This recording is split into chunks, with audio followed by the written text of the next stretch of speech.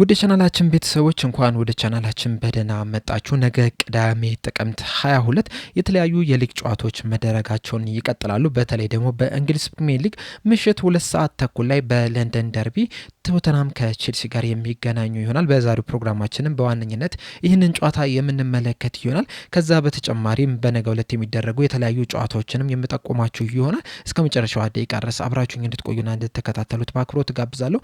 እናንተስ የትኛውን ጨዋታ ለማየት ጓጓችሁ? ጨዋታዎቹ ስንት ለስንት ሊያልቅ ይችላል የሚለው ግምታችሁን እንዳለ እዚሁ ኮሜንት ሴክሽን ላይ በመጻፍ አሳውቁኝ። አሁን በቀጥታ ወደ ጨዋታዎቹ የምንገባ ይሆናል። በመጀመሪያ የምንመለከተው በፈረንሳይ ሊግ የሚደረጉትን ጨዋታ ይሆናል። በነገው ዕለት 3 የሚደርሱ ጨዋታዎች ሲደረጉ ፒኤስጂ ከኒስ ጋር ምሽት 1 ሰዓት፣ ሞናኮ ከፓሪስ ኤፍሲ ምሽት 3 ሰዓት፣ እንደዚሁም ደግሞ ኦግዜር ከማርሴ ጋር ምሽት 5 ሰዓት ከ5 የሚገናኙ ይሆናል። ከነዚህም ጨዋታዎች ፒኤስጂ ከኒስ ጋር የሚያደርጉት ጨዋታ ተጠባቂ ጨዋታ ነው። ምክንያቱም ፒኤስጂ በዚህ ሲዝን እንደ አምናው ጥሩ የሚባል እንቅስቃሴን እያደረገ አይደለም የሚገኘው። በእርግጥ አሁንም ካደረጋቸው 10 ጨዋታዎች 21 ነጥብ በመሰብሰብ በፈረንሳይ ሊግ አንደኛ ደረጃ ላይ መቀመጥ ችሏል። ነገር ግን ከሱ በታች ያሉትን ቡድኖች ስንመለከታቸው በጣም ተቀራራቢ የሚባል ነጥብ ላይ ነው የሚገኙት። ሞናኮ በ20 ነጥብ ሁለተኛ ደረጃ ላይ ሲቀመጥ፣ ማርሴ በ19 ነጥብ ሶስተኛ ደረጃ ላይ ነው የተቀመጠው። ተጋጣሚው ኒስ እንኳን በሰበሰባቸው 17 ነጥቦች 8ኛ ደረጃ ላይ ነው የተቀመጠው። ነገር ግን ከፒኤስጂ ጋር ያለው የነጥብ ልዩነት የ4 ነጥብ ብቻ ነው ያለውና ከባድ ፈተና ይጠብቋል ተብሎ ይጠበቃል። በጀርመን ቡንደስሊጋ ወደ 6 የሚደርሱ ጨዋታዎች ሲደረጉ ሁደንሴም ከፍራንክፈርት፣ ሜንዝ ከወርደር ብሬመን፣ አርቢ ሌፕዚግ ከስቱትጋርት፣ ሴንት ፖል ከሞንችግላድባ፣ ዩኒየን በርሊን ከፍራይበርግ እንደዚሁም ደግሞ ባየር ሙኒክ ከባየር ሊቨርኩሰን ጋር የሚገናኙ ይሆናል። በተለይ ባየር ሙኒክ ከባየር ሊቨርኩሰን ጋር የሚያደርጉት ጨዋታ ተጠባቂ ጨዋታ ነው። በእርግጥ ባየር ሙኒክ በዚህ ሰዓት በጣም ምርጥ የሚባል እንቅስቃሴን እያደረገ ነው የሚገኘው። በአጠቃላይ ካደረጋቸው 14 ጨዋታዎች ምንም አይነት ሽንፈት አልገጠመውም። ድንቅ የሚባል ግስጋሴን እያደረገ ነው የሚገኘው። ምናልባትም ቪንሰንት ኮምፓኒ ወደ ባየር ሙኒክ ከሄደ በኋላ ምርጡን ባየር ሙኒክ እየተመለከትን ነው የምንገኘው። እንደዛም ቢሆንም ባየር ሊቨርኩሰንም ጥሩ የሚባል እንቅስቃሴን እያደረጉ ነው የሚገኙት። እንደ ባየር ሙኒክ ሁሉንም ጨዋታ ባያሸንፉም እንኳን በቡንደስሊጋው በሰበሰባቸው 17 ነጥቦች 5ኛ ደረጃ ላይ መቀመጥ ችሏል። እንደዚሁም ደግሞ በየጨዋታዎቹም በጣም ብዙ ጎሎችን እያስቆጠሩ ነው የሚገኙት። ካለፉት 5 ጨዋታዎች 14 ጎሎችን ማስቆጠር ችሏል። ይህ ማለት በየጨዋታው 2.3 ጎሎችን እያስቆጠሩ ነው የሚገኙትና ሁለቱም ቡድኖች በጣም ብዙ ጎሎችን እያስቆጠሩ ነው የሚገኙት። ነገር ግን ደግሞ ባየር ሙኒክ መከላከል ላይ በጣም የተሻለ ቡድን ነው ከባየር ሊቨርኩሰን ይልቅ። ባለፉት 5 ጨዋታዎች ባየር ሙኒኮች ሁሉንም ጨዋታዎች ማሸነፍ ሲችል፣ ባየር ሊቨርኩሰኖች በበኩላቸው አንዱን ጨዋታ መሸነፍ ችሏል። ይህም ጨዋታ በሻምፒየንስ ሊግ ከፒኤስጂ ጋር ያደረጉት ጨዋታ ነው የነበረው። 7-2 በሆነ ውጤትም መሸነፋቸው አይዘነጋም። በተለይ ባየር ሊቨርኩሰን በክረምቱ የዝውውር መስኮት ጀረሚ ፍሪምፖንግና ፍሎሪን ቪርትስን ካጣ በኋላ ይቸገራል ተብሎ ሲጠበቅ ነበረ። በእርግጥ ትንሽ የሚቸገርባቸው አጋጣሚዎች አሉ። እንደዛም ቢሆንም ግን አሁንም ጥሩ የሚባል እንቅስቃሴ ነው እያደረገ የሚገኘውና ይህ ጨዋታ እንግዲህ በጣም አጓጊ ጨዋታና ምርጥ ጨዋታ ይሆናል ተብሎ ይጠበቃል።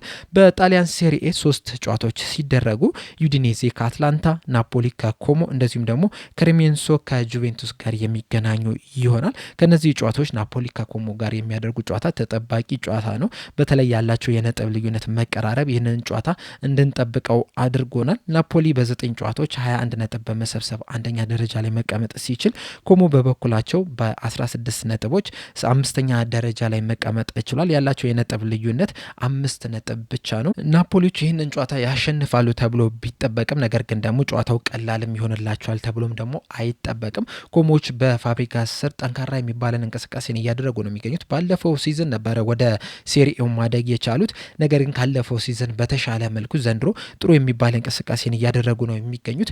የእርስ በርስ ግንኙነታቸውን ስንመለከት ባለፈው ሲዝን 2 ጊዜ መገናኘት ችለው ነበረ። ሁለቱም አንዳንድ ጊዜ ማሸነፍም ችለዋል። ሁለቱም ጨዋታዎች ባለሜዶቹ ነበረ ማሸነፍ የቻሉት። ለመጨረሻ ጊዜ የተገናኙት በኮሞ ሜዳ ነበረ። ያንንም ጨዋታ ኮሞች 2-1 በሆነ ውጤት ነበረ ማሸነፍ የቻሉትና ልክ እንዳለፈው ሲዝንም ይህ ጨዋታም ጠንካራ ፉክክር ይታይበታል ተብሎ ይጠበቃል። ወደ ስፔን ላሊጋ ወደሚደረጉ ጨዋታዎች ስናመራ በስፔን ላሊጋ 4 የሚደርሱ ጨዋታዎች ይደረጋሉ። ቪላሪያል ከራያል ቫልካኖ፣ አትሌቲኮ ማድሪድ ከሲቪያ፣ ሪያል ሶሲዳድ ከአትሌቲክ ክለብ እንደዚሁም ደግሞ ሪያል ማድሪድ ከቫሌንሺያ ጋር የሚገናኙ ይሆናል። ከነዚህ ጨዋታዎች ውስጥም አትሌቲኮ ማድሪድ ከሲቪያ እንደዚሁም ደግሞ ሪያል ማድሪድ ከቫሌንሺያ ጋር የሚያደርጉት ጨዋታ ተጠባቂ ጨዋታ ናቸው። ሁለቱም በተለያዩ ምክንያቶች ነው የሚጠበቁት። አትሌቲኮ ማድሪድ ከሲቪያ ጋር በጣም ጠንካራ ጨዋታ ይሆናል ተብሎ ይጠበቃል። ያለፉትን ዓመታት ውጤታቸውን ስንመለከት አትሌቲኮ ማድሪድ የተሻለ ብልጫን ቢወስድም ነገር ግን ደግሞ በቀላሉ ሁኔታ አልነበረም ጨዋታዎችን ሲያሸንፍ የተመለከት ነው። እንደዚሁም ወቅታዊ አቋም ስንመለከት ሲቪያም ጥሩ የሚባል እንቅስቃሴ ነው እያደረጉ የሚገኙት። ካለፉት 5 ጨዋታዎች አትሌቲኮ ማድሪድ አንዱን ብቻ ነው የተሸነፈው። ነገር ግን ደግሞ በሁለቱ አቻ መውጣት ሲችል ሁለቱን ደግሞ ማሸነፍ ችሏል።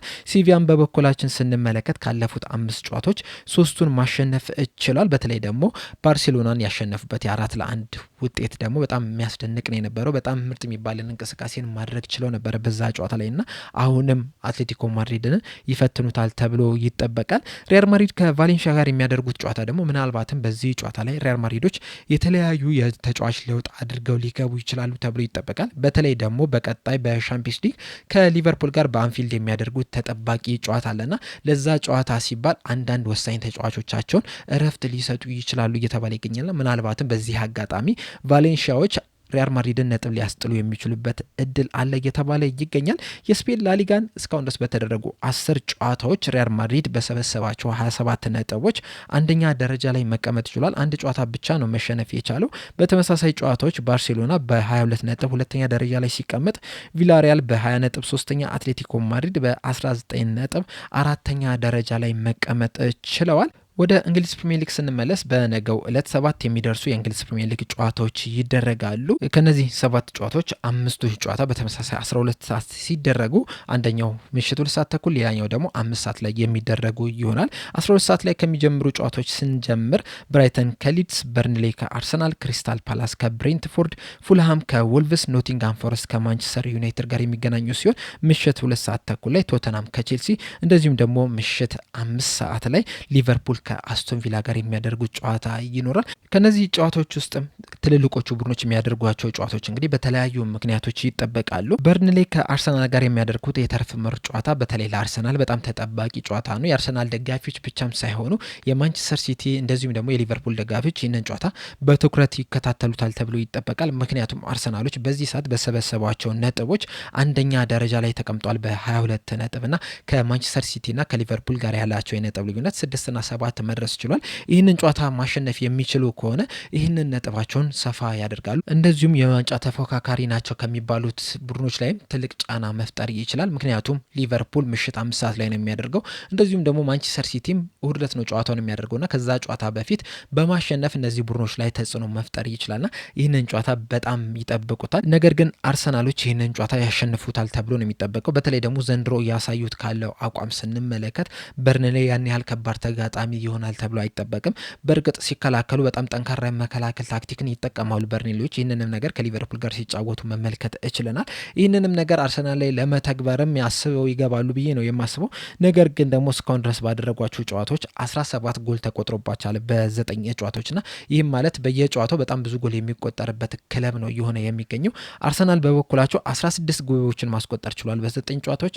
እንደዚሁም የተቆጠረባቸው ደግሞ 3 ግብ ብቻ ነውና አርሰናል ከፍተኛ ግምት ተሰጥቶታል። ሌላኛው ጨዋታ ደግሞ ኖቲንግሃም ፎረስት ከማንቸስተር ዩናይትድ ጋር የሚያደርጉት ጨዋታ ነው። ይህ ጨዋታ ለሁለቱም ቡድኖች በጣም አስፈላጊ የሚባል ጨዋታ ነው። ለኖቲንግሃም ፎረስት ከወራጅ ቀጠና የሚወጡበት ነው። ምክንያቱም አሁን ላይ እንግዲህ በ5 ነጥቦች 18ኛ ደረጃ ላይ ነው የተቀመጡትና ወደ አሸናፊነት መመለስ መቻል አለባቸው።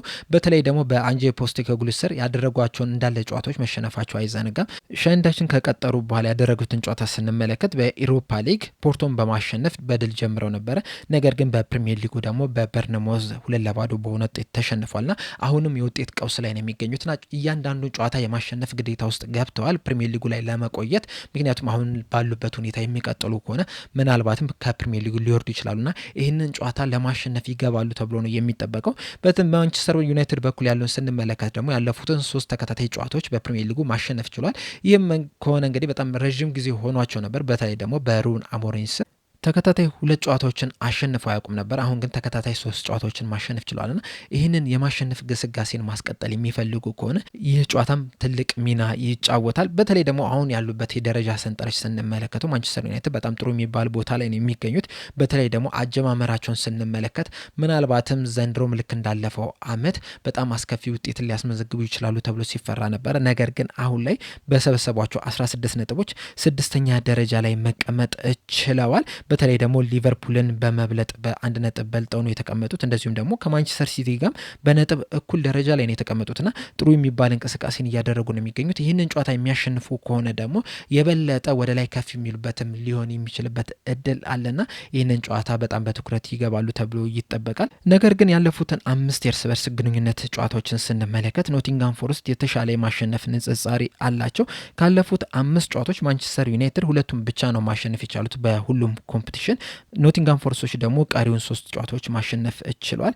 በፕሪሚየር ሊግ ብቻ ያደረጉትን ጨዋታ ስንመለከት ደግሞ ማንቸስተር ዩናይትድ ተመሳሳይ 2 ጨዋታዎችን ብቻ ነው ማሸነፍ የቻለው።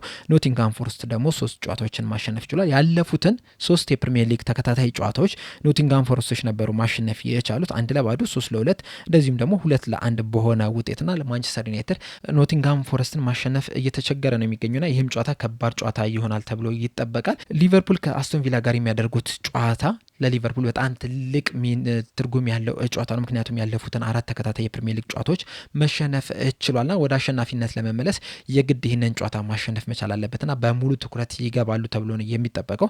አስቶን ቪላዎች በበኩላቸው ያለፉትን 6 ጨዋታዎች ማሸነፍ ችሏል። ጥሩ የሚባል እንቅስቃሴን እያደረጉ ነው የሚገኙትና ይህ ጨዋታ ለሊቨርፑል ከባድ ጨዋታ ይሆናል ተብሎ ይጠበቃል። ሌላኛው የምንመለከተውና የሳምንቱ ትልቁ ጨዋታ በቶተንሃም ሆትስፐር ስቴዲየም የሚደረገው ቶተንሃም ከቼልሲ ጋር የሚገናኙበት ጨዋታ ነው። ይህ የለንደን ደርቢ ጨዋታ የሳምንቱ ትልቁና ተጠባቂ ጨዋታ ነው። ሁለቱም ጥሩ የሚባልን ጊዜን እያሳለፉ ነው የሚገኙት። በእርግጥ ቼልሲዎች አሁንም የተቸገሩበት ሁኔታ አለ። ነገር ግን ደግሞ ያለፉትን 5 ጨዋታዎች ስንመለከት ቼልሲዎች 1 ጨዋታ ብቻ ነው የተሸነፉት። ቀሪዎቹን 4 ጨዋታዎች ማሸነፍ ችሏል። ቶተንሃም በበኩላቸው ካለፉት 5 ጨዋታዎች 2ቱን ሲሸነፉ 2ቱን አሸንፈው አንዱን ደግሞ አቻ በሆነ ውጤት ነው ማጠናቀቅ የቻሉት። ነገር ግን ደግሞ በፕሪሚየር ሊጉ ብቻ ያደረጉትን ጨዋታ ስንመለከት ቶተንሃሞች 5ቱን ማሸነፍ ሲችሉ በ2ቱ ተሸንፈው በ2ቱ ደግሞ አቻ በሆነ ውጤት ነው ማጠናቀቅ የቻሉት። ቼልሲዎች በበኩላቸው 4ቱን በማሸነፍ 2ቱን አቻ በመውጣት በ3ቱ ተሸንፈው 9ኛ ደረጃ ላይ ነው የተቀመጡት በ14 ነጥብና ይህንን ስንመለከተው ቶተንሃሞች የተሻለን ጊዜን እያሳለፉ ነው የሚገኙት። በተለይ ደግሞ በአዲሱ አሰልጣኛቸው በቶማስ ፍራንክ ስር ምርጥ የሚባልን አጀማመርን ነው መጀመር እየቻሉት። የመጀመሪያዎቹን ተከታታይ ጨዋታዎች ሁላ ማሸነፍ ችሎ ነበር። ማንቸስተር ሲቲንም ማሸነፍ ችሎ ነበረ። በተለይ አንጄ ፖስቴኮግሉ ሲጠቀሙበት ከነበረው ታክቲክ ወይም ደግሞ ሞዴል አንጻር ስንመለከተው የቶማስ ፍራንክ ትንሽ የተረጋጋ አይነት ነገርን እየተመለከተ ነው የምንገኘው። በጣም ጎሎችን ያስቆጥራሉ። በዛው ልክም ደግሞ በጣም ጥሩ የሆነ የመከላከል አቅም አላቸው። በዚህ ሰዓት ቶተንሃሞች በአንጄ ፖስቴኮግሉ ስር ጎሎችን ያስቆጥራሉ። ነገር ግን ደግሞ እንዴት መከላከል እንዳለባቸውም አያውቁም ነበርና በዛ ምክንያትም በፕሪሚየር ሊጉ ስንተኛ ደረጃን ይዘው እንዳጠናቀቀው ባለፈው አመት ሁላችንም ያየነው ነገር ነው። ዘንድሮ ግን ከአምናው በጣም በተለየ መልኩ ማጥቃት ላይ ጥሩ ናቸው። መከላከል ላይም በዛው ልክ ደግሞ በጣም ጥሩ የሚባሉ ቡድኖች መሆን ችሏልና ይህንን ነገር ከቶተንሃም እየተመለከትን ነው የምንገኘው። ቼልሲዎች በበኩላቸው መከላከል ላይ በጣም ደካማ የሆነ ቡድን እየተመለከትን ነው የምንገኘው። በዚህ ሲዝን እንግዲህ ሁለቱም ማንሳት ካለብን አንድ ነገር ቢኖር ምንድነው ማጥቃት ላይ በጣም ምርጥ የሚባሉ ክለቦች ናቸው። ሁለቱም 17 ግቦችን ማስቆጠር ችሏል። በዚህ ሲዝን በፕሪሚየር ሊጉ በጣም ብዙ ጎል ያስቆጠሩ 3 ክለቦች አሉ። ማንቸስተር ሲቲ፣ ቶተንሃምና ቼልሲ ናቸውና ቶተንሃምና ቼልሲ ደግሞ በዚህ ጨዋታ ላይ የሚገናኙ ይሆናል። ሁለቱም ማጥቃት ላይ በጣም የሚያስደንቅ ነገር አላቸው። ነገር ግን መከላከል ላይ በጣም ለየቅል እየሆኑ ነው እየተመለከትን የምንገኘው። በእርግጥ የትንሽ የጎል ልዩነት ነው ያላቸው። ነገር ግን ደግሞ ቶተንሃሞች 7 ጎል ብቻ ነው የተቆጠረባቸው። በዚህ ሲዝን ደግሞ በመከላከል ደረጃ አንደኛ ደረጃ ላይ የተቀመጠው አርሰናል ነው። ሁለተኛ ደረጃ ላይ የተቀመጡት ግን 3 ክለቦች አሉ።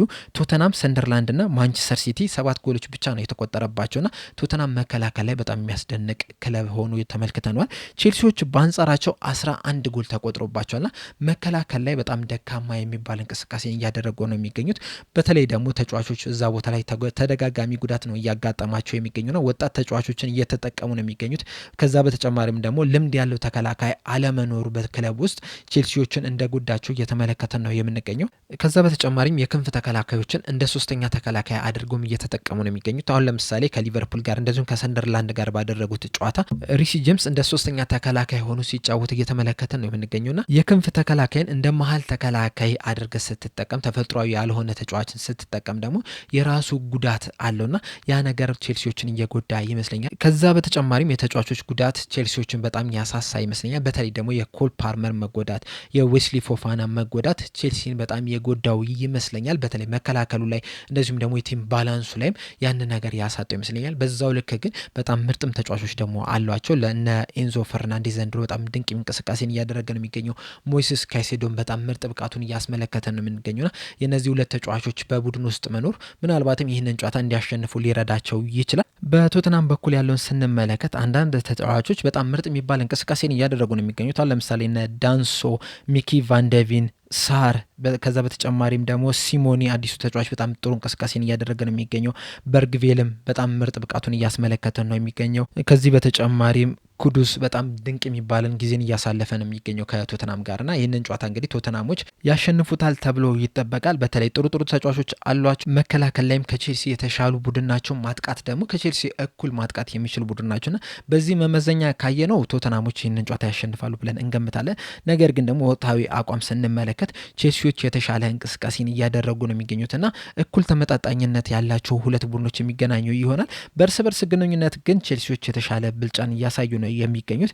ባለፉት 5 በሁሉም ውድድሮች የተደረጉትን ጨዋታዎች ስንመለከት ቶተናሞች አንድ ጊዜ ብቻ ነው ማሸነፍ የቻሉት። ይህንም ጨዋታ ፌብሩዋሪ 26 2023 ላይ የተደረገ ጨዋታ ሲሆን ቶተናሞች በሃሪኬንና በስኪፕ ጎሎች ታግዘው 2-0 በሆነ ውጤት ነበረ ማሸነፍ የቻሉት። ከዛ በኋላ ያደረጉትን 4 ጨዋታዎች ግን ማሸነፍ አልቻሉም። ለመጨረሻ ጊዜ ሲገናኙ ቼልሲዎች 1-0 በሆነ ውጤት ነበረ ማሸነፍ የቻሉት በኤንዞ ፈርናንዴዝ የ50ኛ ደቂቃ ግብ ታግዘው። በቶተናም ሜዳ ያደረጉትን የመጨረሻ ጨዋታ ስንመለከት ይህንንም ጨዋታ ቼልሲዎች 4-3 በሆነ ውጤት ነበረ ማሸነፍ የቻሉትና ቼልሲዎች የተሻለ ብልጫን ነው ቶተናም ላይ እያሳዩ የሚገኙት። በቶተናም ሜዳ የተደረጉትን የፕሪሚየር ሊግ ጨዋታዎች ብቻ ብንመለከት ራሱ በአጠቃላይ በተደረጉት 15 ጨዋታዎች ቼልሲዎች 7ቱን ሲያሸንፉ 4ቱን አቻ በሆነ ውጤት አጠናቀዋል። 4ቱን ደግሞ ቶተናሞች ነበሩ ማሸነፍ የቻሉትና በእንደዚህ ሪከርድ ስንመለከተው ቼልሲዎች የተሻለን ጊዜ ነው እያሳለፉ የሚገኙትና ይህንን ጨዋታስ ማን ሊያሸንፍ ይችላል የሚለው በጣም አጓጊ ጨዋታ ይሆናል ብዬ እጠብቃለሁ። ምርጥ ጨዋታም እንመለከታለን ብዬ እጠብቃለሁ። በእናንተ ሀሳብስ ይህንን ጨዋታ ማን ሊያሸንፍ ይችላል? ስንት ለስንትስ ሊያልቅ ይችላል የሚለው ግምታችሁን እንዳለ ኮሜንት ሴክሽን ላይ በመጻፍ አሳውቁኝ። እኔ ግን እዚህ ላይ አበቃው። በቀጣይ በሌላ እስከምንገናኝ ድረስ ሰብስክራይብ፣ ላይክ፣ ሼር ማድረግ እንዳትረሱ። ቸር ያቆየን።